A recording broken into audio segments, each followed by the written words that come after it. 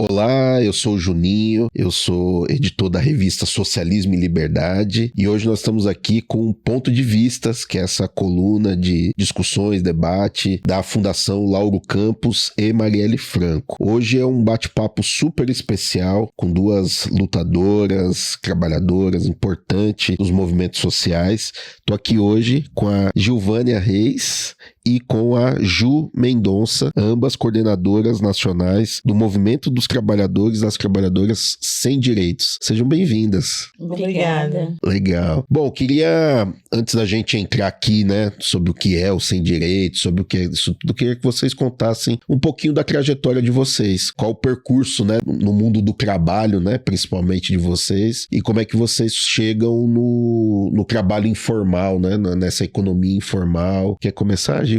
Sim. Vamos lá. Como você falou, sou Gilvânia Reis, coordenadora nacional do Movimento dos Trabalhadores Sem Direitos. Eu entro para a informalidade em 2019, após a desforma trabalhista. Perco o trabalho e entro para a informalidade. Naquela época, 2019, né, o mercado de trabalho cada vez mais difícil, eu fui para as ruas vender tapioca. Montei com a rescisão, comprei o meu carrinho, personalizei e montei a tapioca da Gil, ali na região do metrô Carrão. E até então você só trabalhou com CLT esse período todo? Sim, trabalhei como doméstica. Eu sou baiana, né? Venho do sertão da Bahia para trabalhar aqui, em São Paulo, na região Litoral Norte. Trabalhei como doméstica, trabalhei como ajudante geral, trabalhei como vendedora. E fala um pouquinho dessa experiência de 19 para cá. Em 2019 eu entro para a informalidade. Não foi fácil chegar e trabalhar na rua, porque também os ambulantes não são organizados e lutam por espaço deles. Então, quando eu chego para montar o meu carrinho, era uma quarta-feira. Nunca esqueço do mês de agosto, ali no metrô Carrão, na Radial, quando eu chego, junta mais ou menos uns 11 camelôs, todos homens. Só eu e minha filha de mulher, e eles falam que você não trabalha. Eu, como não trabalho? Não, aqui não dá pra você trabalhar porque você não comprou o ponto, você tem licença? Eu falei, vocês têm licença? Não, mas a gente comprou o ponto. Eu falei, gente, não é assim que funciona. Eu tenho que trabalhar e preciso trabalhar assim como vocês. Então, foi uma resistência muito grande eu conquistar aquele ponto aí no metrô Carrão. Virou um ato mesmo de resistência. Mulher, só, um bando de homem ali. E enfrentei, né, com a minha luta, que eu já venho de uma luta social de moradia. Então, aprendi a lutar e a resistir. E consegui ficar ali no metrô Carrão e trabalhar e montar minha tapioca. E tá lá até hoje. Eu já faz um tempinho afastada, que eu tô com problema de saúde. A gente adoece muito trabalhando na rua. Tem flexibilidade? Não, a gente trabalha muito. Eu começava a preparar os recheios 9 horas da manhã pra montar o carrinho às 4 da tarde e chegar em casa meia-noite. Sem contar em puxar o carrinho pesado, com bujão de gás e tudo mais. Inclusive, é uma questão, Juninho, muito difícil a saúde também pra gente. Porque se eu tivesse um laudo médico, eu conseguia até um afastamento por ser MEI, né? Porque é o único benefício que também o MEI traz. É uma luta, né? É uma luta. É uma luta. Daqui a pouco a gente vai falar um pouquinho mais, que com certeza isso desdobra nas pautas de reivindicação dos sem direitos, né? Mas vamos ouvir um pouquinho da trajetória da Lu. E aí, Lu, o que você nos conta? Sou Lu Mendonça, né? Sou pernambucana, trabalho no comércio informal há 23 anos. Comecei minha trajetória lá atrás, logo quando voltei para Recife, que casei, e passei alguns anos sem ser organizada.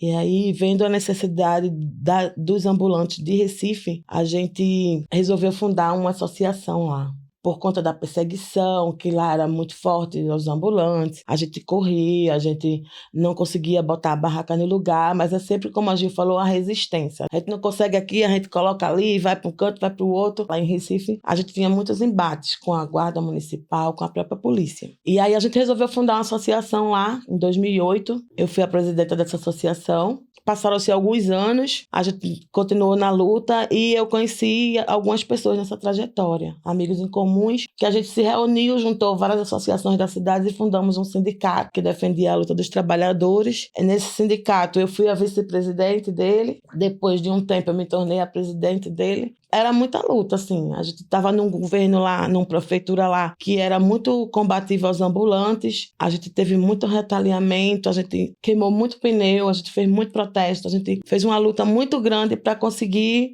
o que tem hoje. Mas no meio disso tudo, a gente fundou uma associação de mulheres também, só de mulheres ambulantes lá em Recife. Eu fui presidente dessa associação. Eita! E aí eu trabalhei vendendo vários tipos de produtos.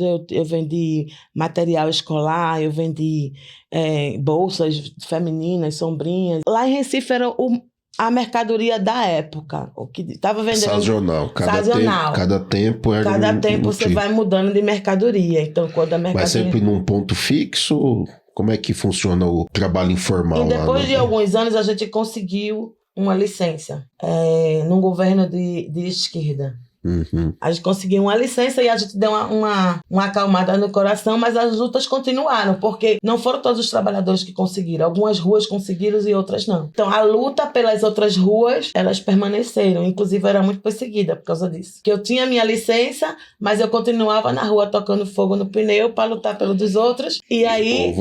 Eu era retaliada, mas eu não arregava, não, nem corria. Muito bom. Da luta. Né? E aí a gente fundou esse sindicato e a gente teve uma conquista lá. Pela luta dos trabalhadores, a gente conseguiu a instalação de 100 quiosques. 100 trabalhadores se tornaram fixos na principal avenida, uma avenida que tinha um decreto que era proibido comércio ambulante. E aí a gente conseguiu, eles chamaram a gente para conversar, e a gente fez uma parceria com a Universidade Federal de Pernambuco. Teve um vereador da cidade também que intermediou junto com a prefeitura, mas até hoje estão lá e foi uma conquista belíssima, assim. E você não falou, antes de você chegar no trabalho informal, você chegou a ser elitista? Eu morei alguns anos aqui na década de 90, quando eu era adolescente, aqui em São Paulo. Em São Paulo, tá. Na cidade aqui a nossa audiência é do Brasil todo. Na cidade de Guarulhos. E lá eu trabalhei autônoma, sempre fui autônoma. Era diarista, como a Gil, era salão de beleza, loja de imóveis e tal, mas tudo autônomo. O famoso trabalhadora por conta própria. Por conta própria. Perfeito. E aí, voltando para Recife, aí casei com um trabalhador informal, aí fui para a informalidade. Nunca tive um cadastro na CLT na minha vida. Tenho 47 anos. Interessante, né? Como marca a trajetória de muitas trabalhadoras, né? A gente acha que todo mundo, né, já teve acesso à CLT. E eu acho que esse seu depoimento é muito forte nesse sentido, né? Fala um pouquinho pra gente aqui sobre o movimento dos trabalhadoras sem direitos. A gente conhece o movimento dos trabalhadores sem terra, sem teto. Quem são os sem direitos? Sem direitos. Os trabalhadores sem direitos é um grupo de trabalhadores de vários estados do Brasil e que resolveram, se reuniram, se conheceram e acreditamos que a gente precisava nacionalizar essa luta, porque ela é uma luta muito invisível. A gente luta nos estados, mas quando a gente vai, por exemplo, para um âmbito estadual, não tem política para a gente, porque é tudo voltado para municipal. Sim. E no municipal eles fazem o que querem com a gente. Entra prefeito, sai prefeito, cada um faz do jeito que quer, joga para lá, joga para cá. Há um exemplo disso aqui em São Paulo agora. Está acontecendo que as pessoas que tinham a licença, como é o nome dela? O Tô Legal, a prefeitura agora, pessoas que já têm há anos, que pagam por essa licença, pagam o valor de R$800 para trabalhar 3 meses apenas. Elas estão indo fazer o cadastro, que agora é pelo aplicativo, para facilitar, e não estão encontrando mais o seu local de trabalho. Então negando a eles o direito ao trabalho. Por isso e por outros, porque cada prefeito quer fazer da maneira que quer, a gente sempre lutou por dignidade e por direitos, né? Por respeito, por reconhecimento da nossa categoria. Então, a gente resolveu se juntar, a gente criou o Movimento Trabalhadores Sem Direitos. Em maio, ele vai fazer 3 anos. Em maio de 2025. 2025, ele vai fazer 3 anos. Mas é um movimento que ele é novo na criação, mas os seus coordenadores já vêm da luta de muitos anos. A gente está tentando e trazendo esse movimento, essa nacionalização, para a gente poder ampliar as pautas, porque antes a gente tratava de ambulantes onde a gente morava, e a gente entendeu que o leque de trabalhadores invisíveis é muito maior do que ambulante. Porque hoje nós temos entregadores por aplicativos, domésticas, pedreiros, babás, manicures, as pessoas que tratam da beleza, tatuadores e vários outros que não têm cadastro na CLT. Então, nós entendemos que todos os trabalhadores que nunca conheceram o que é uma CLT ou que já conheceram e que hoje precisam partir para a informalidade para sobreviver, essas pessoas se enquadram no movimento trabalhadores e essas pessoas são as pessoas que nós damos como os invisíveis. Quer complementar, Gil? Sim. O Movimento dos Trabalhadores Sem Direitos, ele nasce em 2022, dia 4 de maio de 2022, no mês do trabalho, ali no Teatro Municipal. Foi um lançamento histórico da luta dos trabalhadores invisíveis. Em 6 estados, como a Lu já traz, nasce nacional, com coordenadores de Pernambuco, Minas, Rio de Janeiro, Brasília, Bahia e São Paulo. Já com trabalhadores, né, e coordenadores que já vêm de outras lutas. Então, a gente nasce nacionalmente com a luta, com a pauta do Não Somos Invisíveis, que é o principal mote, né, Não Somos Invisíveis, com todas essas categorias que a Lu citou agora. Recentemente, né, fazia pouco tempo que eu estava nessa luta, construindo um movimento, já desde 2019, quando a gente vai para a rua e enfrenta essas resistências dos trabalhadores, eu cheguei a comentar com a maioria dos ambulantes do metrô Carrão que a gente precisava se organizar. Ao invés de a gente lutar um contra os outros ou brigar então, um contra os outros por espaço de calçada, a gente precisava lutar contra um sistema que não traz seguridade social nenhuma pra gente. Mesmo a gente sendo MEI, pagando o MEI, né? A prefeitura ia lá, chegava e levava as nossas mercadorias embora. Foi essa a necessidade de organizar essa classe trabalhadora. E você conseguiu reverter, então, aquele cenário de opressão dos colegas, que você fizesse o ponto e trazer eles pra luta também? Sim, a partir deles conhecer quem é essa moça da tapioca, né? Tão atrevida. Que legal.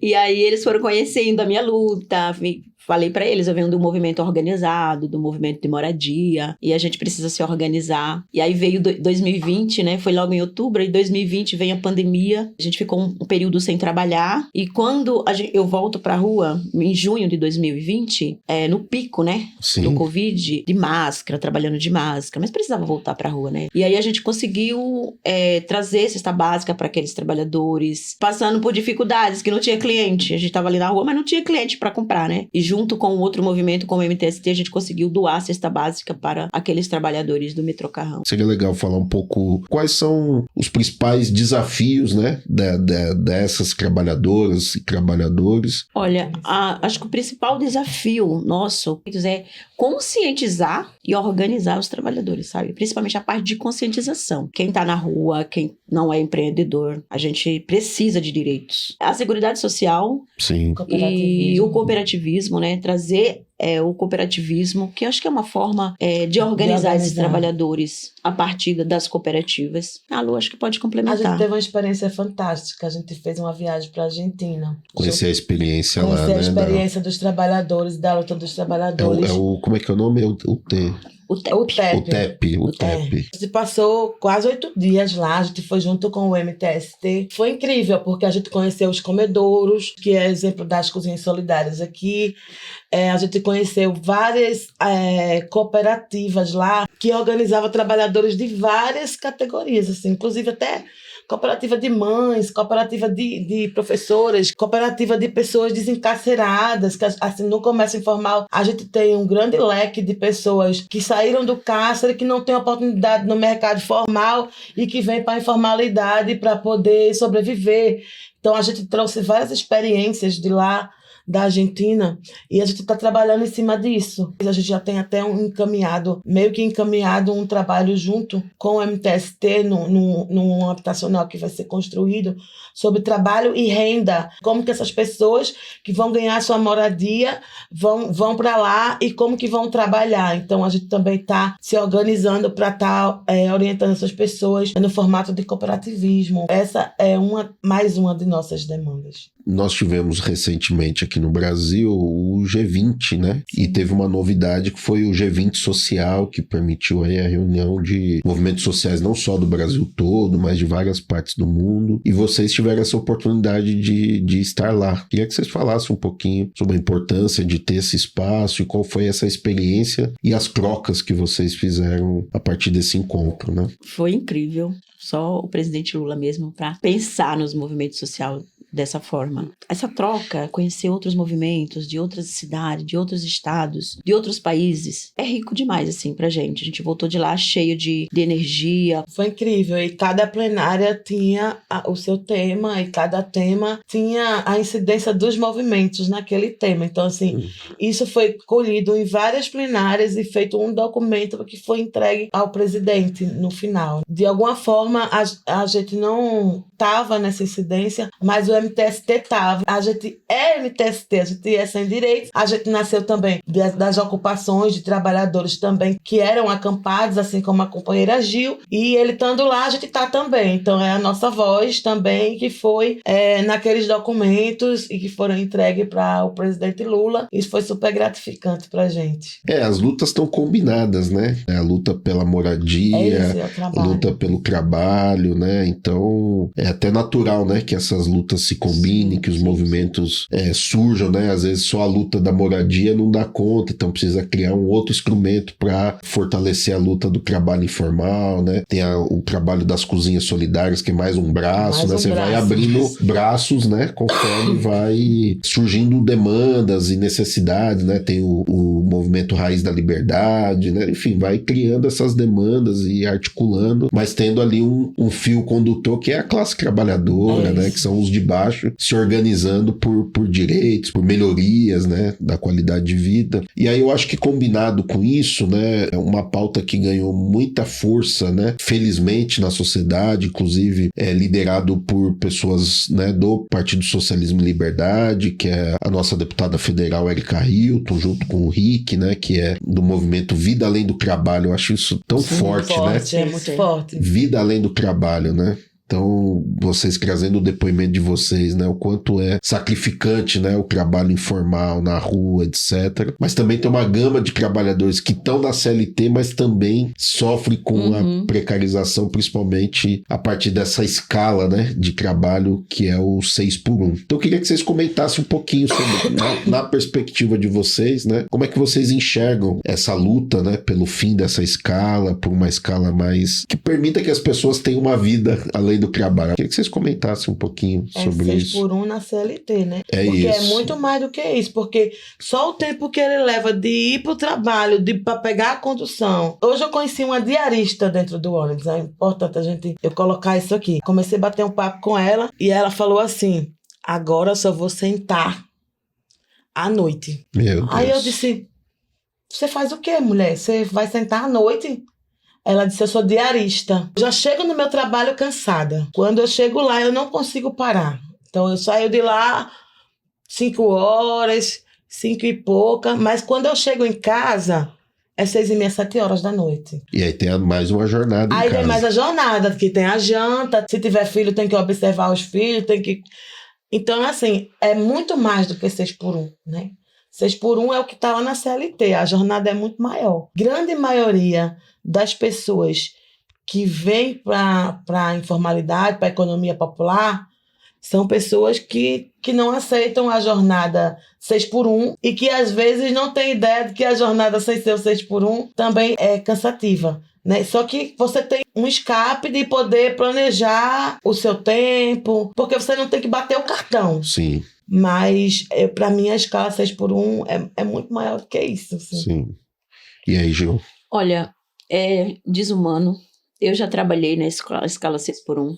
Eu folgava de terça-feira. Eu praticamente não vi os meus filhos crescerem. Durante 8 anos da minha vida, eu trabalhei na escala 6x1.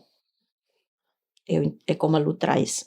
São 8 horas trabalhadas, mais 2 para ir, 2 para voltar. Exato. É desumano. É uma forma, assim, de adoecer o trabalhador, né? Cada vez mais. Eu fico pensando um pouquinho atrás, como a gente submete a isso. Eu tinha filhos pequenos para criar, recém-separada, tinha que criar os meus filhos e era a única coisa que eu tinha.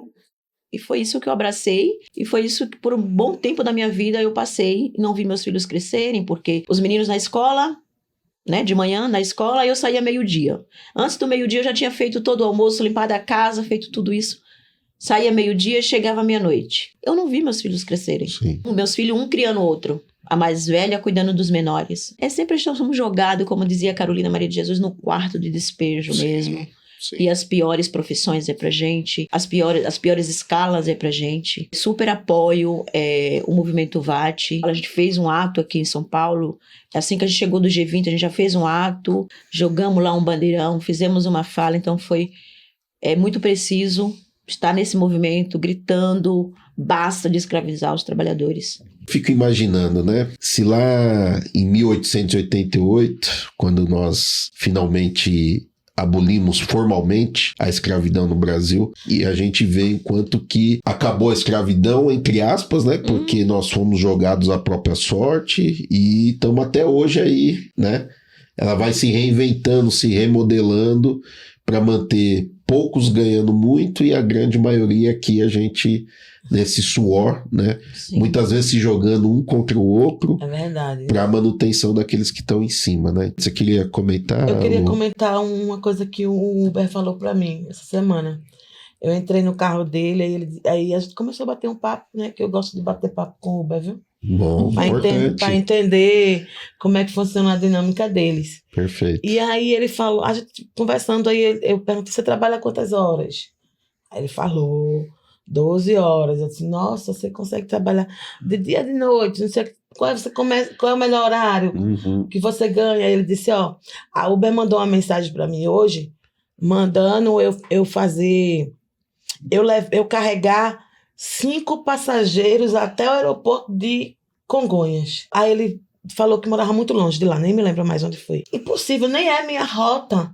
Dizendo que se eu fizer 5 viagens vai me dar R$180 de bonificação. Aí vem isso que você falou, colocando uns contra os outros, assim. Sim. O cara nem é daquela área, eu acho que a área tá fraca, eles ficam querendo jogar outros motoristas que não são de lá para fazer essa concorrência.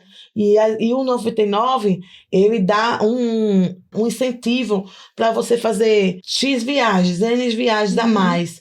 O meu filho, ele tá 99 lá em Recife porque não consegue trabalhar. E no 99 ele tem uma moto que lá usa muito, que a gente chama lá o mototáxi. E lá ele falou para mim, manhã, tem os horários que eles dão um incentivo para você ficar trabalhando mais. Teve uma hora que ele disse que não aguentou.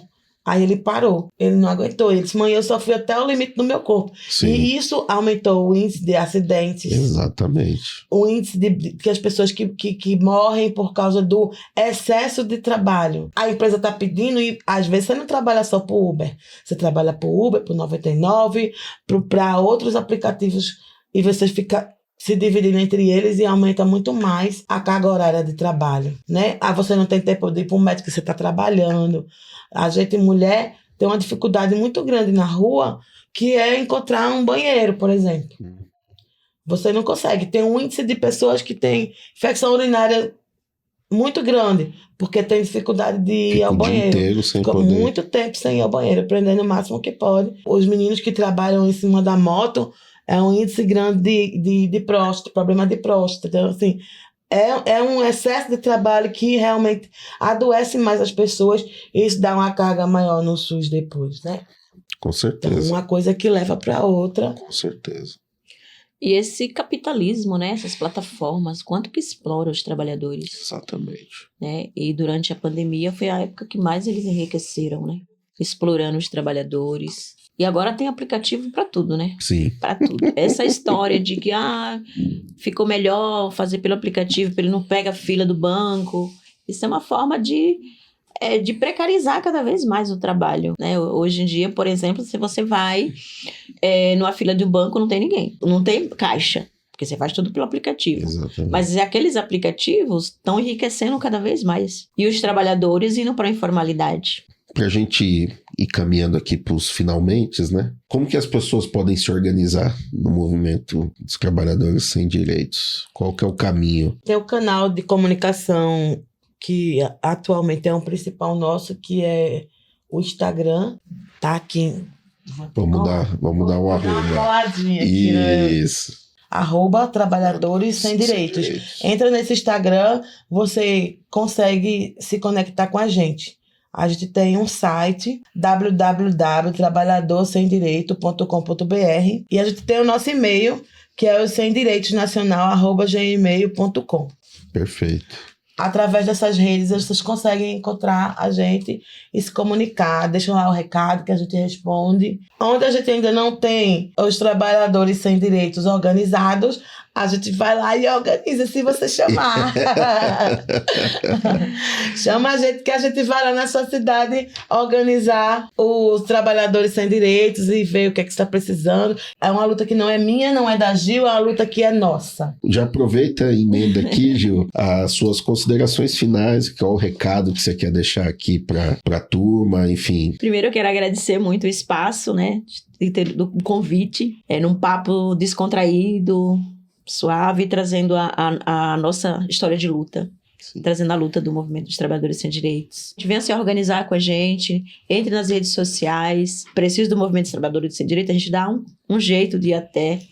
Em qualquer estado do país, a gente precisa se organizar, porque a gente organizado, a gente tem muito mais força, né, para cobrar direitos. Estamos juntos aí na luta. Acho que é isso, Juninho. Muito obrigado mesmo pela acolhida aqui nesse espaço. Quero agradecer aqui imensamente a presença da Giovana Reis, Lu Mendonça, coordenadoras nacionais do Movimento dos Trabalhadores Sem Direitos. Esse foi mais um ponto de vista, que é esse espaço, essa tribuna de debates e discussões no canal do YouTube da Fundação Lauro Campos e Marielle Franco. Então, espero vocês aí no nosso próximo encontro. Até mais.